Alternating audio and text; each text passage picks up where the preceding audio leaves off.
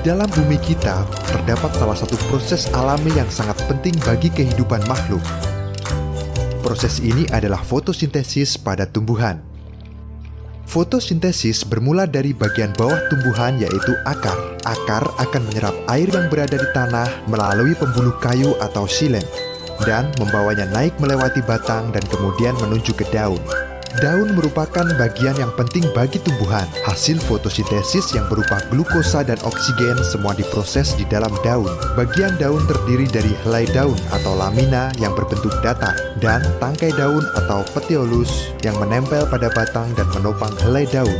Tidak semua tumbuhan memiliki tangkai daun. Contohnya adalah rumput. Helai daun biasanya berbentuk datar dan memiliki permukaan yang lebar.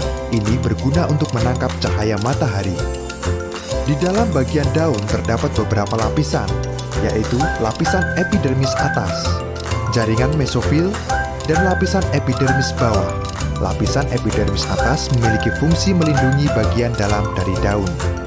Jaringan mesofil dibagi menjadi dua bagian, yaitu jaringan tiang atau palisade dan jaringan bunga karang atau spons. Pada bagian jaringan tiang atau palisade terdapat banyak sel yang berbentuk silinder dan tersusun rapat.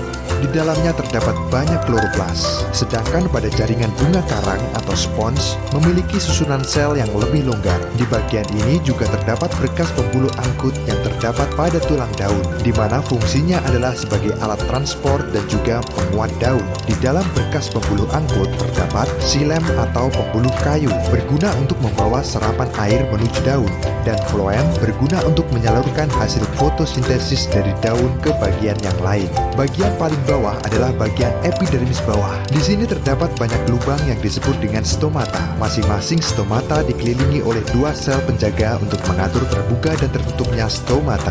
Karbon dioksida di lingkungan sekitar akan diserap melalui stomata, kemudian masuk ke dalam jaringan bunga karang atau spons. Selanjutnya, molekul air serta karbon dioksida dibawa ke jaringan palisade dan masuk ke dalam sel berbentuk silinder. Kloroplas kemudian menyerap kedua molekul ini. Kloroplas memiliki membran ganda yang mengelilingi stroma. Terdapat pula tumpukan membran tilakoid yang membentuk grana. Klorofil terdapat pada membran tilakoid. Klorofil hanya menyerap cahaya warna ungu, merah, dan biru karena warna ini memang lebih baik dari warna lain. Warna hijau pada klorofil adalah cahaya hijau yang tidak diserap oleh daun dan akhirnya sampai pada mata kita. Itulah kenapa daun berwarna hijau. Di dalam proses fotosintesis akan terjadi reaksi terang dan reaksi gelap. Reaksi terang berlangsung pada bagian grana dengan sumber energi cahaya matahari. Hasil dari reaksi ini adalah O2, ATP, dan NADPH2. Sedangkan reaksi gelap berlangsung pada bagian stroma dengan sumber energi hasil reaksi terang, yaitu ATP dan NADPH2. Hasil dari reaksi gelap adalah zat makanan yang berupa glukosa. Oksigen dan glukosa selanjutnya akan menyebar keluar dari kloroplas. Untuk glukosa akan diangkut melalui floem menuju ke seluruh bagian tumbuhan untuk makan dan pertumbuhan. Sedangkan untuk oksigen akan tersebar keluar melalui stomata. Oksigen ini adalah bagian yang sangat penting untuk kelangsungan hidup makhluk di bumi. Salah satunya yaitu untuk bernafas. Udara di sekitar juga akan menjadi lebih bersih dan segar. Oleh karena itu, mari kita jaga tumbuhan dengan merawatnya dan tidak menebang pohon sembarangan untuk menjaga kehidupan makhluk yang ada di bumi.